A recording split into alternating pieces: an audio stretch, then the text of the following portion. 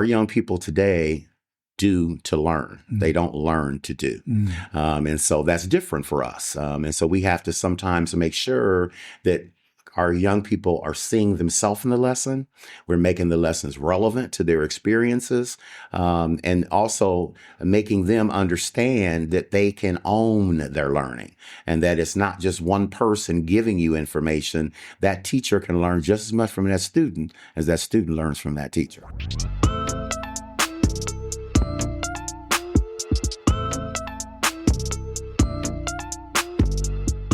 Welcome to Be a Baller podcast, where we're building a lifelong legacy for our families, communities, and the world. I'm your host, Coach Tim Brown, and today I'm excited to introduce my guest, Bishop Dr. Daryl Sanders. Is a native of Columbus, Ohio. He has spent a life serving as a preacher, evangelist, administrator, education, and bishop. Dr. Sanders began his career as an English teacher and currently serves as principal of Columbus Alternative High School, otherwise known as COS, a nationally recognized high-performing school. In addition to his work in education, he has also served in various roles in the gospel ministry for over 45 years, including associate pastor, evangelist, elder, church administrator, and pastor. Today on the show, Dr. Sanders will share his journey to building a lifelong legacy in education and ministry. Dr. Sanders, welcome to the show. Thank you for having me. Boy, that was a mouthful there, man. I had to get it all in, brother. And I had to stop and say, who's he talking about? Man, we're going to jump right in. You're retiring now after 37 years. I was just thinking about that. Can you tell me, over the course of those years, we know you've done various things. You've been in touch with different students, touched different students' lives, teachers, administrators, the whole deal. What have you learned about yourself during that time? I think one of the biggest things I learned about myself was that my call to ministry was synonymous to my call to being a school leader and a school teacher. Because in every respect, you're doing the same thing. You're serving the needs of young people and their families, their parents. And so the roles are so synonymous. So what I learned about myself is that I'm really a servant leader. And I always was, probably even before I knew I was. Yeah. I've been blessed to watch you grow. I watch you run around Singletary Plaza Mart, driving from Central State, coming in there. I didn't know if you was going to show up to work or not, but you came, brother. I came. Question mark, but you got there. What were your thoughts just seeing a Black-owned business in Columbus and all that? What was your just seeing all that as a young man? It was motivating for me to work in a store that really was on the cutting edge before a lot of other businesses ever thought about some of the things that Singletary did. So to walk in and then see, a cosmetic shop in a grocery store and pharmacy and all that kind of stuff before my time. I mean, I didn't have an opportunity to see that. So it gave me something to look forward to. And it also, to me, sparked something in me that I, too, could be an owner and serve in different ways. So it was motivating. I was only like 17 years old back then. Yeah, 17 years old. Yeah. Like I said, you're 17-year-olds. You don't know if you're coming to work or not. No. Right. But it all worked out. You've achieved the highest level of education, having a PhD and bachelor's and all that. Why was education so important to you? Education to me was a lifeline. My mom raised 5 children by herself. And that was one of the things that was told to me every day that, that's going to be your liberation. That's going to be the equalizer in your life, is to go on to pursue education. And so I've received that spark. And my mother, not even having a high school diploma, she had 5 students, 5 children, and all of us college graduates. And so my oldest sister is deceased. She received her PhD as well. So it was 2 of the 5 that went on to the highest level, to receive a terminal degree. It wasn't an option. I mean, that's just what was expected. It wasn't to say, we never had the question, are you going to college? It was always, what college are you going to? Yes. Growing up in Columbus City schools, can you talk about some teachers who impacted your life and inspired you to be an educator? Oh, there's so many. I don't even know where I would start. Miss Watkins, my second grade teacher, she definitely stayed on me because, on my report card, although I got high marks, she always put on there, talks too much. And so, but she stayed on me. She saw something in me that I didn't see in myself, and also didn't help the fact that Miss Watkins attended my church. Okay. And so whatever I did at school, my mother knew about it. Right. But Ms. Watkins stayed on me and would always remind me that I could do more, I could do better. That was my first biggest influence. And then my last would have been Jacqueline Tinsley, who was my guidance counselor at West High School, who told me that you know that you're going to college, so you need to make sure you get out of all those easy classes that you're trying to get into, and make sure you're posturing yourself for a college preparatory track. And so she was on me all the time. We'd have check-ins, and she would say, you know, you went from an A to a B. Why? And she said, and I don't want to see one of those again. Right. And so I had a lot of people, but those two right there probably stand out the most. Speaking about faith, as you kind of mentioned that, alluded to that about church, I know you accepted your call to ministry as a teenager. Can you talk about your faith journey and what led to that? And well, being a young man who was raised in church, church was all we knew. Right.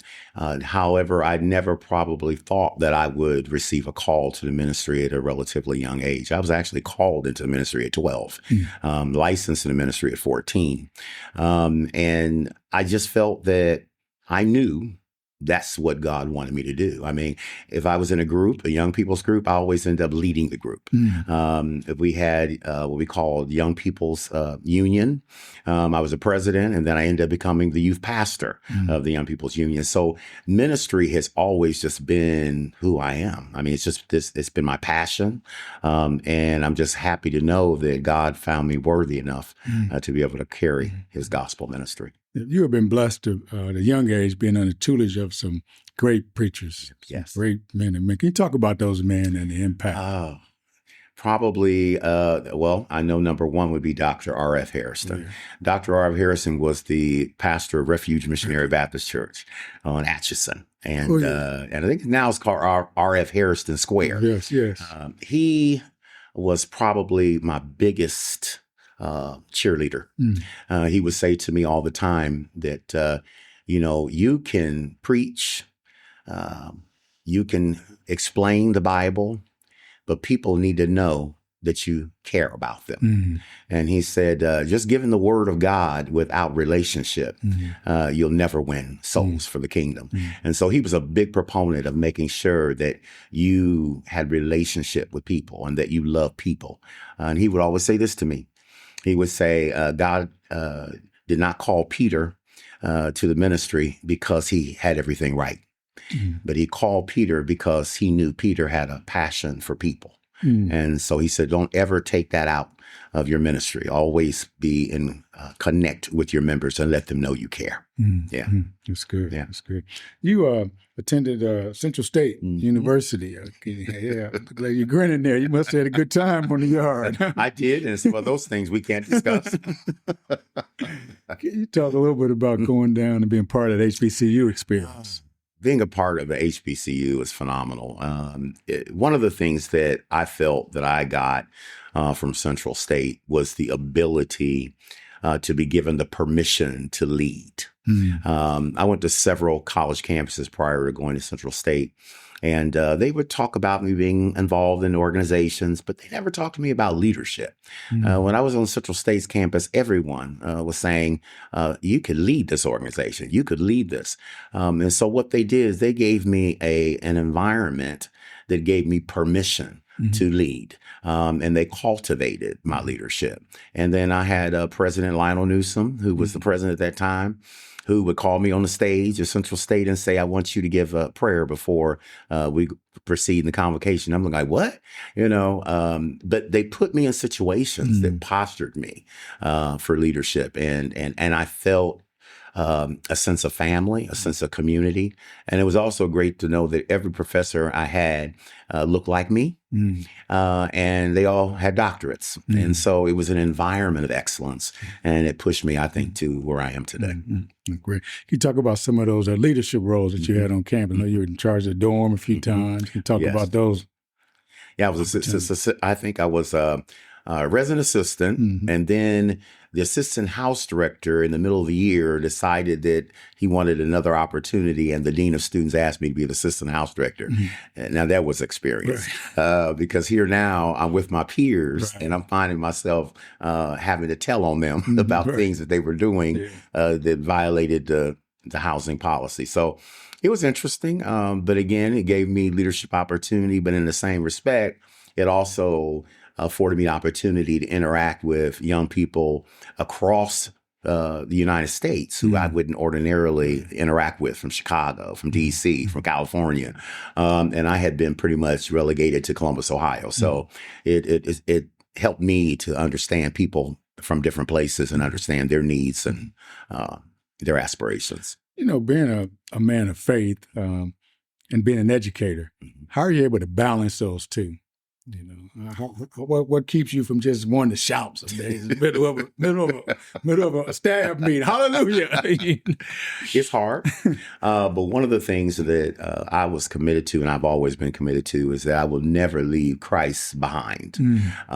We talk about no child left behind. I said, don't leave Christ behind. Christ is who I am, and I think that even if you don't speak it, it illuminates in you. And when you're interacting with students, they can feel it. And one of the things, the advantage I have is that even though our school is a public school, about 30 or 40 of our students attend my church. Okay. And so they know me as their pastor. And so I don't stop being a pastor. I just probably are more in an educational role in the school, but never do I lose who I am. And so, you know, there are times, you know, they'll come and say, hey, Dr. Sanders, I need you to lay hands on me. Okay. And they said, I'm not coming to you as my principal. I'm coming to you as my pastor. And so, of course, you know, there's no way I would say, no, I'm not going to pray for you. So we've been able to integrate both. And again, education is ministry, dealing with young people and helping them shape them and help them to come to some decisions that are going to be life-changing for their life. That's all ministry. So my ministry doesn't stop. And so integration, it's easy to do that. Now, my church members probably would have a different take, because if they want their pastor during the school day, pastor's not going to be able to be there. And I'll have to pick up the phone and say, prayer can travel even though I can't. So now that I'm moving toward retirement, it's going to afford me the opportunity to spend more time with my parishioners. Yeah. You talked a lot about leadership. Just kind of curious, what is your leadership style? How would you describe your leadership style? I think it's a combination of servant leadership and transformation leadership, because I believe that with this generation of young people, we have to lead differently. I'm a big proponent on students experiencing their learning. You know, I was taught back in the day, sit down, take your book out, take notes. And that's the way we were taught to learn. But this generation is different. This generation wants to do. This generation wants to participate in their learning. And I often tell my teachers all the time, it's a paradigm shift. You know, our young people today do to learn. They don't learn to do. And so that's different for us. And so we have to sometimes make sure that our young people are seeing themselves in the lesson. We're making the lessons relevant to their experiences, and also making them understand that they can own their learning and that it's not just one person giving you information. That teacher can learn just as much from that student as that student learns from that teacher. Oh, that's good. That's good. Learn, do to learn. Do to learn. So learn to do. That's good. That's good. That's good. You know, you're currently principal of COS, Columbus Alternative High School, known as one of the most rigorous and academically challenged high schools, not just in the city, but in the nation. Can you talk about what is the COS difference? What is it about COS? I think the difference at COS is that there's buy-in. There is a strong professional learning community. We have some of the best teachers in the state of Ohio, I would say even in the country, who stay at COS. I mean, the average teaching years at COS is 21 years. So there's not a lot of turnover. So it's a strong commitment of the teaching community and also parent involvement.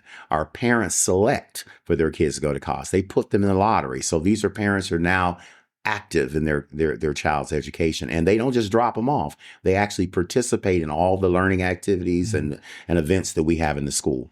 And we have students that are committed to learning.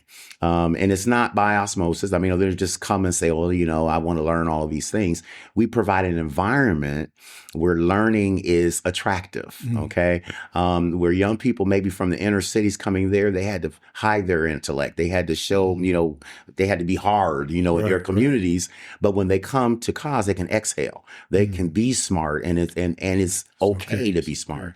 The other thing is that we have young people who check misbehaviors. It's not just teachers saying that we don't do this, or administrators saying we don't do this. We have students that say we don't do that at cause. That's not the cause way. And so that environment is prevalent, and it's been prevalent for over 46 years. Wow, cause 46 years old. Wow. You mentioned the cause way. And I've been waiting to hear what is the cause. I walk in a lot of schools, Doc, I'm gonna tell you. But you come to cause, it's a whole different deal. Right. The student buying. What is the cause? Well, it is grounded in our motto. Okay. Academic excellence is the standard, not the exception. And so the standard is academic excellence. I mean, that's what you buy into when you come into the cause environment, is that everything around you, whether you play sports at your school, you're excellent at that. Whether you're an academician, you're excellent at that. If you're in the arts, you're excellent at that. And that's what you hear all the time. Teachers are saying it all the time. College universities are displayed all over our school, where that becomes the mindset that, you're going to go to the next level. And so that is the causeway. Causeway is grounded in excellence, and that we believe your excellence may not look like my excellence. That's a key too. Everyone's excellence may not be all straight A's, but if that is what you can do, then that is your excellence. So we believe in exploring that. That's good. Yeah. Talk about your Wednesday program. We're kind of unique in that. Cause was one of the first schools in Columbus City Schools that allowed a full internship program.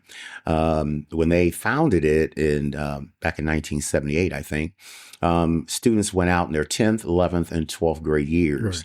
Right. Students would go into the community and they would work in areas that mirrored their aspirations, their career aspirations.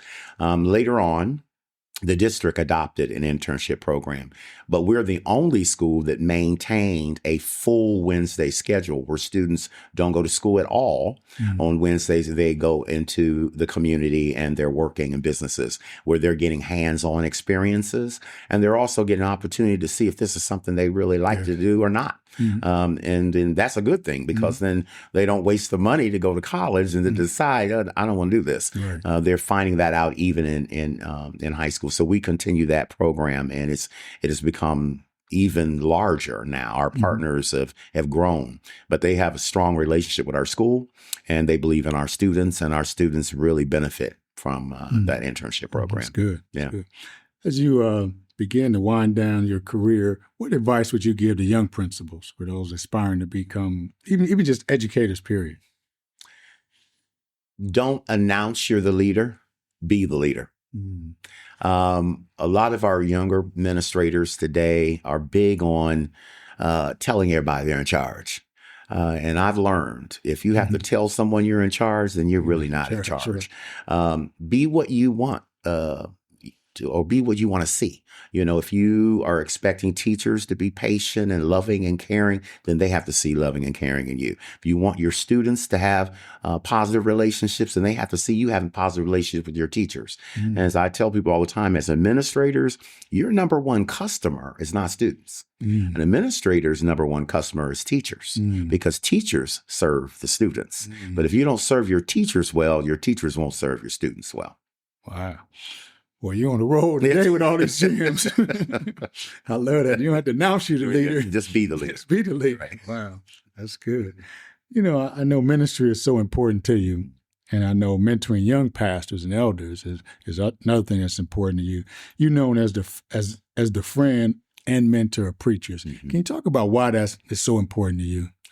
Well, in our world today, our young men and young women who are going into ministry, they have a lot of people competing for their attention. And to be honest with you, I'm not sure they have a lot of positive role models or positive supporters. And so they get into this place where they feel like I have to have a big church. I have to have a large congregation. I have to have the nice car. I have to have the private jet, because that's what our world is showing ministry to be. And they lose their way in that. And so I've been instrumental in helping them to understand that Christ is not an airplane. Christ is not the big church. It's, and the majority of his most significant sermons was done one-on-one or with a small group of people. And so I help them to understand that they got to prioritize and put things in perspective. It's not about being the career preacher. It's all about being God's preacher and making sure that he's going to say to you, well done one day, thy good and faithful servant. And so what I do is pour into them is helping them to understand the whole relationship piece with Christ and people, and that that they have to get out of this Hollywood model of the preacher and really focus on if you've really been called, because if you've been called, I believe you have a passion and a love for people genuinely. That's if they do right or they don't do right. You know, Dr. R.F. Harrison said that to me. He said, when he knew I had aspirations as a pastor, he said, son, I'm going to ask you a question. Will you love people if they do right or they don't do right? And I said, what do you mean? You know, if they're going to follow the word of God, they're going to do right. He said, no, you're going to have some son that's not going to do right, but you still have to love them. Because that's what Jesus did. And so that's my mission. And that's my passion working with young ministers, is letting them know, let's get back to the love of Christ and loving people. Wow, that's good. You know, this is a legacy podcast where we talk about building a lifelong legacy. You truly built a legacy in education and ministry. What does the word legacy mean to you? It means that you're leaving something behind for someone else to follow. And I hope I've done that. I hope that I've touched enough people in my life where they can say that, you know what, I see something in him that I would love to emulate. And if I've done that, then I've done, I guess, my job, because that's what I think Christ is all about. It's making sure that he's left something behind that people can follow. And he has, obviously, because the disciples followed him, and then the disciples discipled. And so that's what we all do. And so that's my prayer, is that I've touched someone by them looking at my life. Yeah. I think you may have hit on this a little bit, but what is the legacy of the bishop? Teacher, educator, evangelist, educator, preacher. What is the legacy of Dr. Sanders? That I bring young people into a sense of awareness that they, first of all, love God and love themselves, and that they become instrumental in being impactful in their community, in their neighborhoods, and they're making change.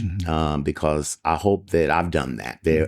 My life has sparked some change in education, as well as in the church, and that I continue to motivate other people to be change agents, because that's where the work is. And change is not easy, you know, but hopefully my legacy will be that folk will see what I've done to help build our communities, make our school district better, and that they too will find their niche to see what they can do to make changes in their sphere of influence. That's good. As we wrap up, give a final word to those students and staff at Columbus Alternative High School. Well, what word would you leave for them? Resilience. We're living in a difficult time right now. And there's a lot of things that you can look at that can discourage you.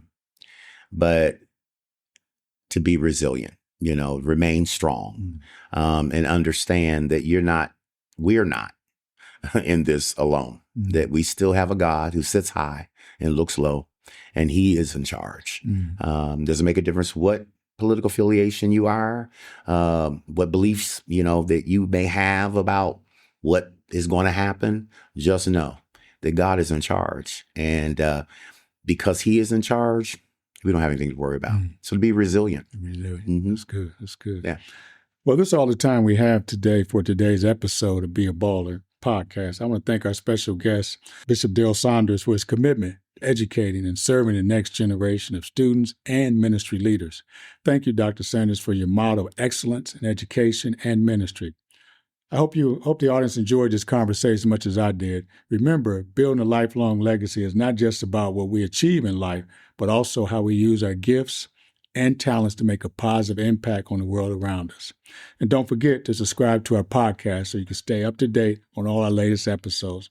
Our podcast guests are always willing to share wisdom and inspire others to build a lifelong legacy. So Dr. Sanders, thanks for being on the show. Thank you for having me. Great.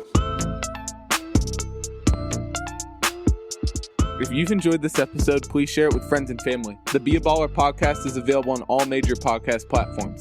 This podcast was created by Coach Tim Brown and recorded and edited by the video production class of Worthington Christian High School.